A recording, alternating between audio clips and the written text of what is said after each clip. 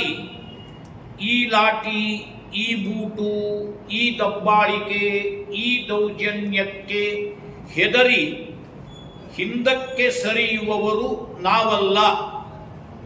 ರಾಜ್ಯಪಾಲರಿಗೆ ನಾವು ಆಗ್ರಹವನ್ನು ಮಾಡ್ತೀವಿ. ಅಮಾಯಕ ನಿರಪರಾಧಿ ಹಿಂದೂ ಸಾಮಾಜಿಕ ಮುಖಂಡರ ಮೇಲೆ ಬಾಗಲಕೋಟೆಯಲ್ಲಿ ಪೊಲೀಸ್ ಅಧಿಕಾರಿಗಳಿಂದ ನಡೆದಿರುವಂತಹ ಅಮಾನುಷ ಅಮಾನವೀಯ ದೌರ್ಜನ್ಯ ಎಸಗಿದ ಅಧಿಕಾರಿಗಳ ಮೇಲೆ ಕಠಿಣವಾದ ಕಾನೂನು ಕ್ರಮವನ್ನು ಕೈಗೊಳ್ಳಬೇಕು. ಮತ್ತು ನಾವು ಈ ಘಟನೆಯಿಂದ ಕುಗ್ಗುವುದೂ ಇಲ್ಲ. ನಾವು ಒಪ್ಪಿಕೊಂಡಿರುವ ವಿಚಾರ ಯಾವುದು ಅಂದರೆ, ಹನಿ ನೆತ್ತರು ಬಿದ್ದೆಡೆ ಹತ್ತಾಗುತ್ತಾ ಸತ್ತೆಡೆ ಸಾವಿರವಾಗುತ್ತಲಿ ಅನ್ನುವ ಮಾತನ್ನು ಒಪ್ಪಿಕೊಂಡವರು ನಾವು.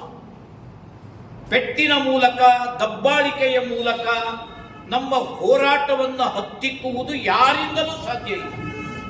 ಹಾಗಾಗಿ ಈ ಘಟನೆಗಳನ್ನೇ ಅವಕಾಶ ಮಾಡಿಕೊಂಡು ಬಾಗಲಕೋಟೆ ಜಿಲ್ಲೆಯ ಮೂಲೆ ಮೂಲೆಗಳಲ್ಲಿ ಇರುವ ಸಾಮಾನ್ಯ ಹಿಂದೂಗಳಲ್ಲಿಯೂ ಹೋಗ್ತೀವಿ, ಹೇಳ್ತೀವಿ, ಕೇಳ್ತೀವಿ.